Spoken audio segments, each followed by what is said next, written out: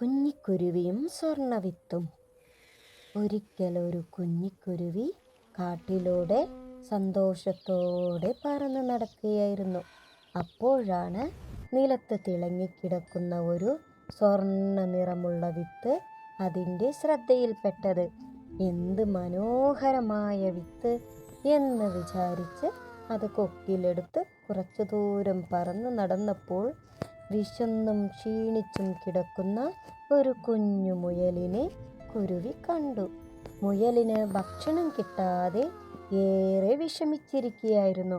കുരുവി ആ സ്വർണ്ണവിത്ത് തനിക്ക് വേണ്ടി സൂക്ഷിക്കാതെ മുയലിൻ്റെ മുന്നിൽ വെച്ചുകൊടുത്തു.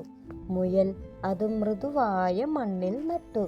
രണ്ടുപേരും ചേർന്ന് ദിവസവും അതിന് വെള്ളമൊഴിച്ചു. കുറച്ചു ദിവസങ്ങൾക്കുള്ളിൽ ഒരു അത്ഭുതം സംഭവിച്ചു. ആ വിത്തിൽ നിന്ന് ഒരു വലിയ മരം വളർന്നു. നിറയെ മധുരമുള്ള പഴങ്ങൾ അതിൽ കായ്ച്ചു. മുയലും കുരുവിയും പഴങ്ങൾ മറച്ചുവെച്ചില്ല. കാട്ടിലെ എല്ലാ മൃഗങ്ങളെയും വിളിച്ച് പഴങ്ങൾ പങ്കിട്ടുകൊടുത്തു. എല്ലാവരും സന്തോഷത്തോടെ കഴിച്ചു.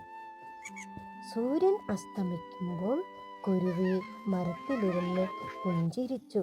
അത് മനസ്സിൽ പറഞ്ഞു, നന്മ വിതച്ചാൽ സന്തോഷമാണ് വളരുന്നത്. കഥയുടെ ഗുണപാഠം എന്താണെന്ന് മനസ്സിലായോ കൂട്ടുകാരെ? നമ്മൾ പങ്കിടുന്ന നന്മയും സ്നേഹവും പല മടങ്ങ് നമുക്ക് തിരിച്ചു കിട്ടും. ഈ കഥ നിങ്ങൾക്ക് ഇഷ്ടമായോ?